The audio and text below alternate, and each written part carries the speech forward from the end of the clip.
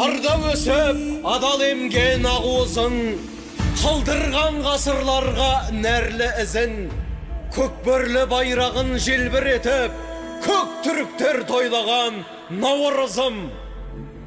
Жаңартып сана салтымды, қуантқан барша халқымды. Наурыз тойы ел тойы, ғасырдан асыр даңқыңды. Дала гүлге толды, міне көктем келді.